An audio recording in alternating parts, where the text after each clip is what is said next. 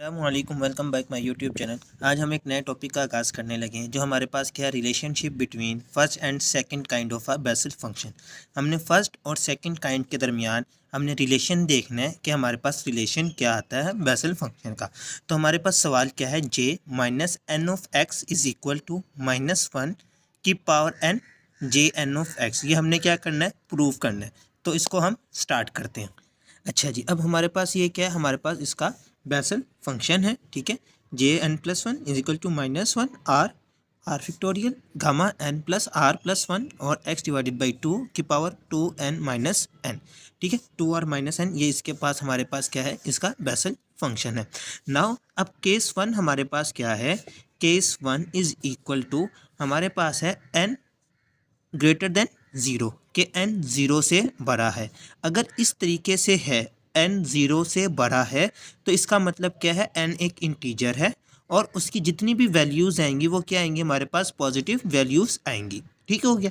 और अगर n हमारे पास पॉजिटिव वैल्यूज़ आ रहा है और n ज़ीरो से बड़ा है, तो इसका मतलब जो हमारे पास गामा फंक्शन में वैल्यूज़ हैं हमारे पास, वो क्या होंगी, ये हमारे पास इन्फिनिटी हो जाएंगी। ठीक है, 1/इन्फिनिटी किसके इक्वल होता है, ज़ीरो के इक्वल होता है। तो मतलब ये जो फैक्टर है हमारा, ये सारा क्या हो जाएगा, ज़ीरो हो जाएगा जब हम आर की कोई ना कोई मुख्तलिफ वैल्यूज़ रखेंगे, 0 1 2 3 ऐसे सॉन। ये हम आर की कोई ना कोई जब मुख्तलिफ वैल्यूज़ रखेंगे तो हमारे पास क्या होगा, गामा फंक्शन हमारे पास ज़ीरो हो जाएगा। तो इसका मतलब हम अब यहाँ पे क्या करेंगे, r is equal to n कर देंगे, r is equal to n कर देंगे।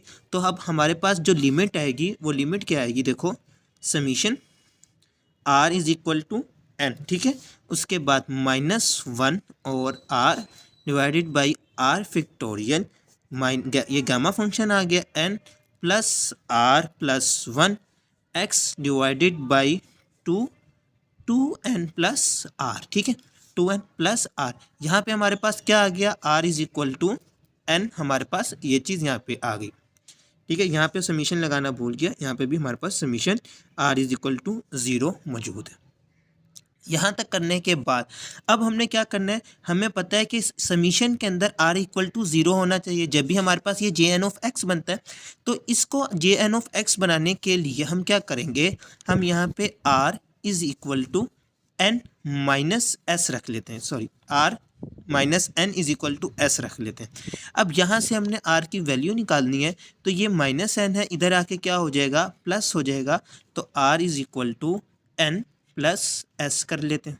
ठीक हो गया, r is equal to n plus s हो गया।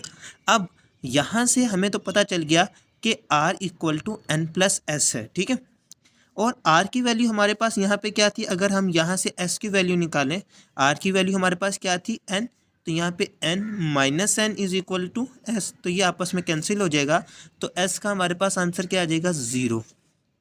तो इसका मतलब क्या, हमारे पास लिमिट कहाँ से स्टार्ट हो रही है, लिमिट हमारे पास स्टार्ट हो रही है infinity s is equal to zero से, फिर -1।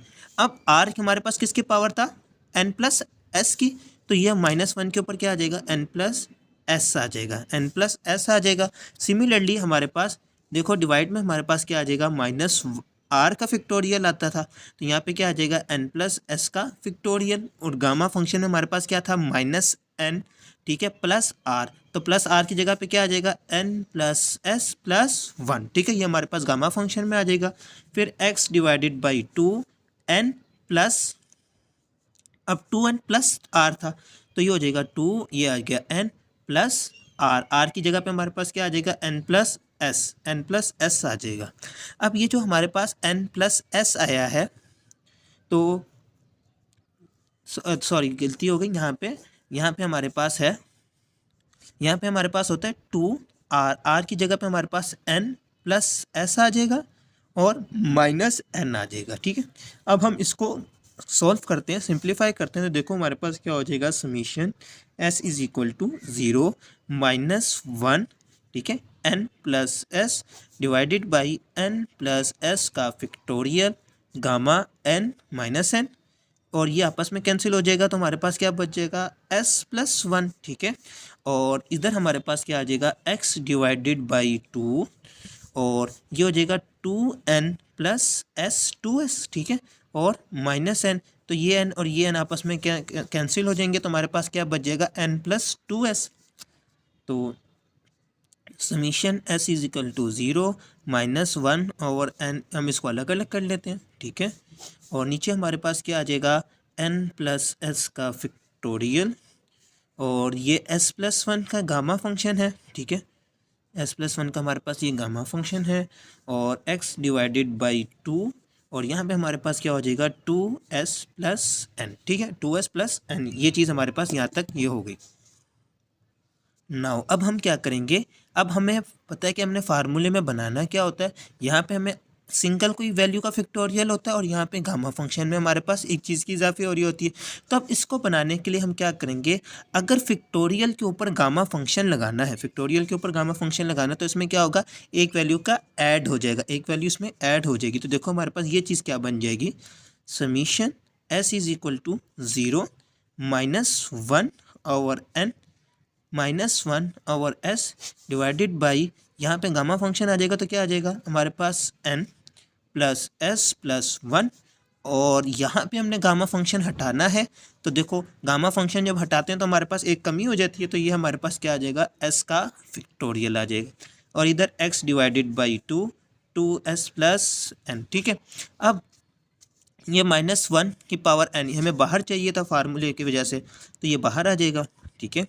अंदर हमारे पास क्या बचेगा, summation s is equal to 0 -1 की पावर s डिवाइडेड बाई, ठीक है, s का फैक्टोरियल और गामा n+s+1 और x डिवाइडेड बाई 2s+n। अब ये जो सारा फंक्शन है ये किसके इक्वल है, jn(x) के इक्वल है, ठीक है। ये हमारे पास क्या आ गया, -1 भी आ गया, -1 की पावर n, jn(x) आ गया।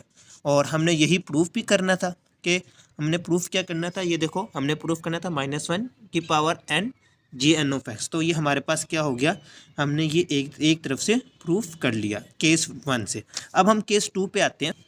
नाउ केस 2, हमारे पास केस 2 क्या है, जिसमें वो कहता है कि n जो है अब वो 0 से छोटा है, n क्या है 0 से छोटा। इसका मतलब अगर n 0 से छोटा है तो n की हमारे पास कौन सी वैल्यूज़ आएंगी, नेगेटिव वैल्यूज़ आएंगी, क्योंकि n एक इंटीजर है। तो हम क्या करते हैं, n is equal to -m रख लेते हैं, n is equal to -m रख लेते हैं। अब जहाँ जहाँ पे n था वहाँ पे हमने क्या लगा देना है, -m। तो देखो क्या हो जाएगा, jn(x) इज़ इक्वल टू, हमारे पास क्या था, -1 की पावर n jn(x), ठीक है। अब जहाँ जहाँ पे n है वहाँ पे हमने क्या लगा देना, m लगा देना। तो देखो j-m(x) इज़ इक्वल टू -1 की पावर m, और नीचे हमारे पास क्या आ जाएगा, j-m और x, ठीक है।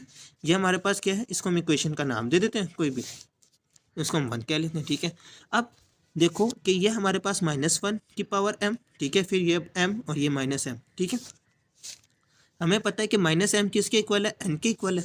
तो j, अगर m को हम दोबारा चेंज कर दें तो jn(x) इज़ इक्वल टू -1, और यहाँ आ जाएगा हमारे पास n आ जाएगा, और jn(x).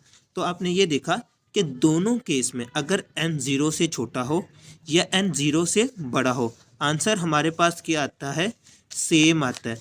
तो ये हमारे पास क्या था, relationship between first kind and second kind by the Bessel function. तो उम्मीद है ये आपको यहाँ तक ये इसकी समझ आई होगी। इंशाल्लाह नेक्स्ट वीडियो में मिलेंगे, जब तक के लिए अल्लाह हाफिज़।